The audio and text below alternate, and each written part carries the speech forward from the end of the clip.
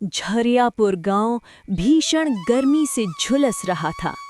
सूरज आसमान से आग बरसा रहा था। खेत खलियान सूखे पड़े हैं। जमीन फट चुकी थी। तीव्र धूप के कारण जीवन अस्त व्यस्त हो गया था। गुड्डू का टूटा फूटा घर। गुड्डू और उसकी पत्नी मोहिनी गर्मी से व्याकुल बैठे हैं। हाय हाय रे गर्मी, लगता है शरीर जल जाएगा जी। गला प्यास से सूखा जा रहा है।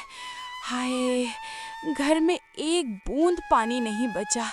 हाय राम। जानता हूँ मोहिनी, लेकिन मेरी किस्मत ही ऐसी है। इतनी भीषण धूप में कुएं तक जाने की ताकत भी नहीं है। न जाने कब ये मुसीबत टलेगी। ऐसे तो हम सब मर जाएंगे जी। कोई उपाय नहीं है क्या? क्या कोई हमारी मदद नहीं करेगा? उपाय तो बस भगवान के हाथ में है मोहिनी। इंसान तो बस कठपुतली मात्र है। गांव के दूसरे कोने में धनी व्यापारी सुरेश सिंह अपने कीमती घोड़े पर सवार होकर जा रहा है। उसकी कमर में सोने के सिक्कों से भरी थैली लटकी है।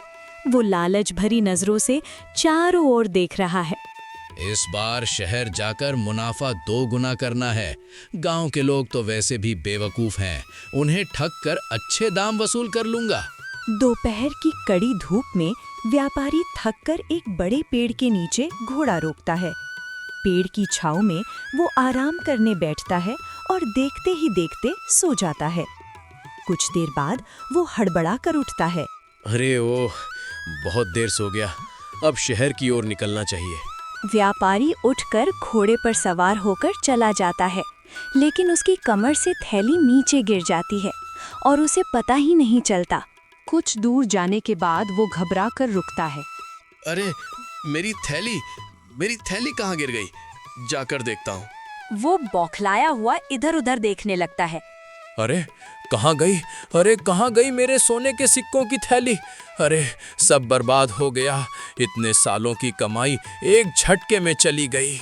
व्यापारी वापस गांव झरियापुर आता है और घोषणा करने वाले को पैसे देकर सबको बताने का इंतजाम करता है। सुनो सुनो सुनो, झरियापुर के लोगों, जरा गौर से मेरी बात सुनो। व्यापारी सुरेश सिंह की सोने के सिक्कों से भरी थैली कहीं गुम हो गई है।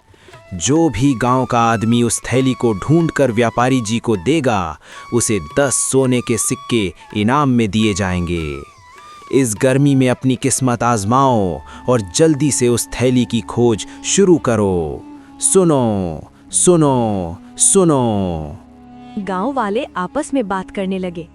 अरे भैया, ये व्यापारी हमें क्या मूर्ख समझता है? क्या हम इस गर्मी में इसके सोने के सिक्कों की थैली ढूंढते फिरें? और अगर मान भी लो कि किसी को इसकी थैली मिल भी गई, तो ये उसे एक सोने का सिक्का भी नहीं देगा भैया। ये सब उस लालची की चाल है। तुम सही कहते हो भाई। अगर मुझे इसकी थैली मिल गई तो मैं किसी को कानो कान खबर नहीं होने दूंगा। हाँ, और अपना बोरिया बिस्तर बांधकर किसी दूसरे गांव चला जाऊंगा भैया। पूरे 2 दिन गुजर गए, लेकिन व्यापारी की सोने के सिक्कों की थैली का कोई पता नहीं चला। आखिरकार सुरेश सिंह फिर से घोषणा करने वाले के पास गया और कहने लगा, अरे मेरी वो थैली मेरी जिंदगी भर की कमाई है, मेरे खून पसीने की कमाई। सालों तक मैंने रात दिन मेहनत की, तब जाकर वो सोने के सिक्के इकट्ठे किए थे। मुझे नहीं लगता कि इस तपती गर्मी में कोई मेरी थैली को ढूंढने की कोशिश करेगा। अगर किसी को थैली मिल गई और उसने ईमानदारी से लौटा दी, तो मैं उसे एक सोने का सिक्का दे ही दूंगा, उसकी मेहनत का। लेकिन अगर किसी ने चालाकी करने की कोशिश की, तो मैं उसे बख्शूंगा नहीं। हाँ जी व्यापारी जी, आप बिल्कुल चिंता मत कीजिए। आपकी थैली आपको जरूर मिलेगी। मैं पूरे गांव में जासूस फैला दूंगा। जैसे ही वो थैली किसी को मिलेगी, वो तुरंत ही हमें बता देंगे। उधर गुड्डू की पत्नी मोहिनी अपनी पड़ोसन कजरी के साथ अपने घर के बाहर बैठी थी। कजरी बोली, मोहिनी, इस बार की गर्मी तो जान लेकर छोड़ेगी। ऐसी गर्मी मैंने अपने जीवन में कभी नहीं देखी। मेरे घर में पानी की एक बूंद नहीं बची और बच्चे प्यास से तड़प रहे हैं। मेरा मन करता है कि मैं इस गांव को छोड़कर कहीं और चली जाऊं। कजरी, मेरे दिल का दर्द भी तुझसे कम नहीं है। इस गर्मी की वजह से ना दिन गुजरता है ना रात कटती है। गुड्डू भी दिन रात इस गर्मी में खेतों में लगा रहता है, लेकिन कुछ हासिल नहीं होता। बस घर का गुजारा ही हो पाता है। चल अच्छा मोहिनी बहन, मैं चलती हूँ, वो खेत से आने ही वाले होंगे। कजरी मोहिनी के घर से चली जाती है। उतने में ही गुड्डू आ जाता है। इस गर्मी ने मेरे सब्र का बांध तोड़ दिया है। हर दिन तुम्हें इस तपिश में खेतों में जलते देख मेरा दिल टुकड़ों में बट जाता है। तुम्हारी मेहनत से बस 2 रोटी नसीब होती हैं। तुम अपनी मजदूरी के पैसे क्यों नहीं बढ़ा देते? तुम ठीक कहती हो मोहिनी, मैं आज से अपनी मजदूरी के पैसे बढ़ा दूंगा। एक दिन के काम के लिए इतने पैसे तो मिलने ही चाहिए, जिससे हम एक दिन का गुजारा अच्छे से कर सकें। अगले ही पल जमींदार की आवाज आती है। अरे गुड्डू, अरे खेतों में पानी की सख्त आवश्यकता है। इस गर्मी ने सब कुछ सुखा दिया है रे। तुम तालाब से पानी लाकर मेरे खेतों को सींचो। मैं कुछ दिन के लिए बाहर जा रहा हूँ, मेरे लौटने तक काम पूरा कर देना, ठीक है? जमींदार जी, मैं आपका काम जरूर करूंगा, मगर इतनी गर्मी में तालाब से पानी लाना आसान नहीं है। धूप में मेरा शरीर जल जाता है और तालाब तक पहुंचते पहुंचते सारा दम निकल जाता है। इसलिए जमींदार साहब, अब मैंने अपनी मजदूरी बढ़ा दी है। एक दिन के काम के लिए 2 अशरफियां देनी होंगी। यही मेरी मेहनत का हक है, ताकि मेरा परिवार भूखा ना सोए। हैं? 2 अशरफियां? अरे ये क्या मजाक है गुड्डू? कहीं तू पागल तो नहीं हो गया है रे? या तेरा दिमाग घास चरने चला गया है जो एक दिन में डबल मजदूरी मांग रहा है? 1 अशरफी में गांव के बहुत से लोग काम करने को तैयार हैं। मैं तो तुम्हें मेहनती और ईमानदार समझता था, मगर तुम तो लालची निकले। तुम्हें 2 अशरफियां कोई भी नहीं देने वाला, वो भी एक दिन की मजदूरी के। तुम तो भूखे ही मरोगे। जमींदार ताने मारकर चला गया। गुड्डू उदास होकर मोहिनी से बोला, मोहिनी, देखा तुमने? इस गर्मी में हमारा पसीना बहाना इनके लिए पानी से भी सस्ता है। जमींदार को मेरी मेहनत की कीमत सुनते ही गुस्सा आ गया। मैं दिन रात जलता हूँ, फिर भी मेरी मेहनत का कोई मोल नहीं।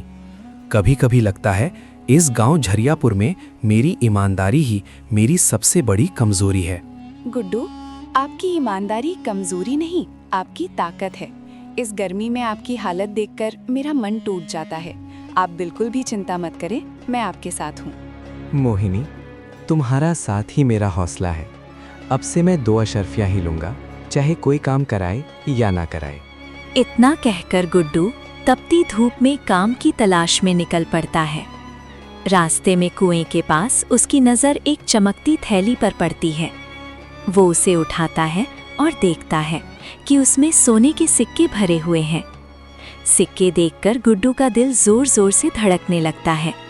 वो सोचने लगता है, अरे ये सिक्के, ये किसकी जिंदगी भर की कमाई है? इस गर्मी में इसे खोने वाला कितना बेचैन होगा। अगर मैं इसे रख लूं तो शायद हमारी गरीबी मिट जाए, मगर मेरे मन का सुकून हमेशा के लिए चला जाएगा। ईमानदारी मेरा सबसे बड़ा गहना है और इसे मैं किसी भी कीमत पर नहीं बेचूंगा। मुझे ये थैली इसके मालिक तक पहुंचानी होगी।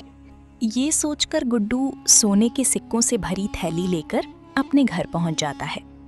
मोहिनी देखती है कि गुड्डू कुछ परेशान है, तो वो उससे पूछती है, क्या हुआ जी? आज तो काम ढूंढने गए थे ना, फिर इतनी जल्दी क्यों लौट आए? इस गर्मी ने तुम्हें और कमजोर कर दिया है या बात कुछ और है? मेरा दिल बेचैन हो रहा है, बताओ ना। मोहिनी, गर्मी ने नहीं बल्कि मेरे मन ने मुझे बेचैन कर रखा है। रास्ते में मुझे ये सोने के सिक्कों से भरी थैली मिली है। ये किसी के जीवन भर की मेहनत की कमाई है। इसे खोने वाला इस तपिश में कितना रोया होगा, ये सोचकर मेरा दिल कांप रहा है। जिस किसी की भी ये थैली है, मैं उसे ये थैली लौटा दूंगा, वरना मेरी आत्मा मुझे कभी माफ नहीं करेगी। ये आप क्या कह रहे हैं जी? पाई हुई चीज भी कोई वापस करता है क्या? अरे ईश्वर ने ये सिक्के हमारी गरीबी को देखकर दिए हैं। ये सोने के सिक्के हमारी जिंदगी बदल देंगे और हमें इस गरीबी से छुटकारा मिल जाएगा। अब नहीं जीना मुझे ऐसी जिंदगी जिसमें हर चीज के लिए तरसना पड़े। लेकिन मोहिनी, हम किसी दूसरे का धन कैसे रख सकते हैं? पता नहीं उस आदमी ने ये सिक्के किस काम के लिए रखे हो। क्या पता वो अपनी बेटी की शादी का सामान लेने जा रहा हो और ये सिक्कों की थैली उसकी जेब से गिर गई हो। कुछ भी हो सकता है, इसलिए मेरा दिल नहीं मानता कि मैं इन सिक्कों को अपने पास रख लूं। अगर तुम ये थैली उस आदमी को लौटाना चाहते हो तो लौटा दो, लेकिन मेरी एक शर्त है। अगर 7 दिन के अंदर तुम्हें पता चल जाता है कि ये सिक्के किसके हैं तो तुम उसे लौटा देना, और अगर 7 दिन के अंदर पता नहीं चलता तो फिर इन सिक्कों पर हमारा अधिकार हो जाएगा। ठीक है मोहिनी, मैं 7 दिन तक इंतजार करूंगा। अगर इन सिक्कों के मालिक का पता चल जाता है तो मैं ये सिक्के उसे लौटा दूंगा, और अगर पता नहीं चला तो जैसा तुम चाहो इन सिक्कों का इस्तेमाल कर सकती हो। अपनी पत्नी के कहने पर गुड्डू 7 दिनों तक इंतजार करता है। उधर कोई भी गांव वाला व्यापारी की थैली तलाश करके उसके पास नहीं जाता। इससे व्यापारी बहुत परेशान हो जाता है। फिर वो घोषणा करने वाले को बुलाता है और गुस्से में कहता है, अरे ये क्या तमाशा है? क्या तुमने गांव झरियापुर में ढंग से घोषणा नहीं की? इस गर्मी में मेरी थैली क्यों कोई लौटाने नहीं आया?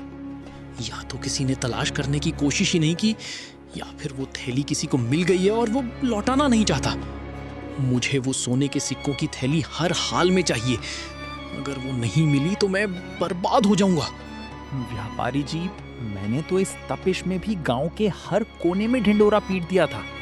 मैंने साफ कहा था कि थैली लौटाने वाले को 10 सोने के सिक्के इनाम में मिलेंगे। अब तक तो किसी ना किसी को आ जाना चाहिए था। तुम एक काम करो, इस बार दोबारा घोषणा करो और इस बार आधे सिक्के इनाम में देने की घोषणा कर दो। लेकिन व्यापारी जी, अगर आप आधे सिक्के इनाम में दे दोगे तो आपके पास क्या बचेगा? आपका तो उसमें कोई फायदा नहीं होगा। अरे फायदा होगा। एक बार कोई सिक्के लेकर आए तो सही, मैं उस पर चोरी का इल्जाम लगाकर उसे एक सिक्का भी नहीं दूंगा। हाँ व्यापारी जी, आपके शातिर दिमाग की जितनी तारीफ करें उतनी कम है, और किसी को कुछ देना भी नहीं पड़ेगा। व्यापारी के कहने पर वो आदमी घोषणा करने निकल पड़ता है, सुनो सुनो सुनो, झरियापुर के लोगों, मेरी बात कान खोल कर सुनो। व्यापारी जी के सोने के सिक्कों की थैली कहीं खो गई है। जो भी उस थैली को तलाश करके व्यापारी जी को लौटा देगा, उसे 10 नहीं बल्कि आधे सोने के सिक्के इनाम में मिलेंगे। जी हाँ, आपने सही सुना, आधे सोने के सिक्के। तो ये मौका बार बार नहीं आने वाला है।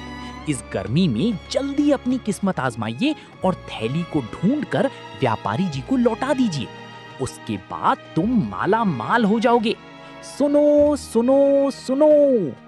घोषणा करने वाले की आवाज गुड्डू के कानों तक भी पहुंच जाती है। वो जल्दी से अपने घर जाता है और अपनी पत्नी से कहता है, मोहिनी, ये सोने के सिक्कों की थैली हमारे गांव के व्यापारी की है। उसने घोषणा करवाई है कि जो भी गांव वाला उसको थैली वापस करेगा, उसे आधे सोने के सिक्के देगा। झूठ, बिल्कुल झूठ। वो व्यापारी कभी ऐसा नहीं करेगा। वो बहुत लालची है। अपने आधे सोने के सिक्के भी किसी को दे दे, ये वो कभी नहीं करेगा। ये सब उसकी चाल है। उसने गांव के बहुत से लोगों को धोखा दिया है। तो मैं क्या करूं मोहिनी? ये थैली व्यापारी को नहीं लौटाऊं? ठीक है, जैसा तुम्हें ठीक लगे। गुड्डू थैली लेकर व्यापारी सुरेश सिंह के पास पहुंच जाता है। जब सुरेश सिंह गुड्डू के हाथ में अपनी सोने के सिक्कों की थैली देखता है तो उसकी खुशी का कोई ठिकाना नहीं रहता। व्यापारी जी, मेरा नाम गुड्डू है। ये आपकी सोने के सिक्कों की थैली मुझे कुएं के पास मिली थी। मैं इसे आपको लौटाने आया हूँ। ये लीजिए, आपकी अमानत। अरे, मैंने तो मान लिया था कि अब मुझे मेरी थैली नहीं मिलेगी और मैं बर्बाद हो जाऊंगा, लेकिन तुमने मेरी थैली लौटाकर मेरा व्यापार बचा लिया। कल मेरे व्यापार का सामान आने वाला है। व्यापारी ये कह ही रहा था कि वो मन ही मन सोचने लगा, अभी ये गुड्डू मुझसे अपना इनाम मांगेगा, लेकिन मैं इसे ऐसा सबक सिखाऊंगा कि ये अपना इनाम मांगना ही भूल जाएगा। ये सोचकर व्यापारी सोने के सिक्के गिनने लगता है। फिर गुड्डू से कहता है, अरे अरे, इस थैली में तो 100 सोने के सिक्के थे, लेकिन इसमें तो अब सिर्फ 50 ही सिक्के हैं। मुझे लगता है कि तुमने अपना इनाम पहले ही निकाल लिया। चलो, अच्छा किया। वैसे भी मुझे तुम्हारा इनाम तो देना ही था, है ना? व्यापारी की ये बात सुनकर गुड्डू घबरा जाता है और कहता है, अरे ये आप क्या कह रहे हैं व्यापारी जी? इस थैली में 100 नहीं बल्कि 50 सोने के सिक्के ही थे। जब मुझे ये थैली मिली थी तो मैंने खुद अपने हाथों से सिक्के गिने थे। अरे तो तुम्हारे कहने का क्या मतलब है कि हम झूठ बोल रहे हैं और हम तुम्हें इनाम नहीं देना चाहते? नहीं नहीं व्यापारी जी, ऐसी बात नहीं है। अरे तो फिर कैसी बात है? या फिर तुम मेरे साथ चालबाजी कर रहे हो और मुझसे डबल इनाम लेना चाहते हो? व्यापारी जी, ये आप क्या कह रहे हैं? मैंने इस थैली से एक सिक्का भी नहीं निकाला है। अगर मैं चोर होता तो ये थैली आपको लौटाने ही क्यों आता? इस गर्मी में मैंने अपनी जान जोखिम में डालकर ये थैली आपको लौटाई है। अरे मैं इस गांव झरियापुर का नामी व्यापारी हूं और तुम जानबूझकर मुझे बदनाम करने की कोशिश कर रहे हो।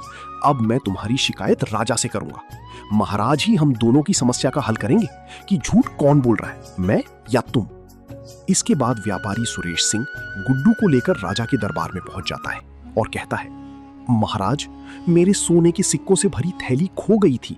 उस थैली में 100 सोने के सिक्के थे महाराज।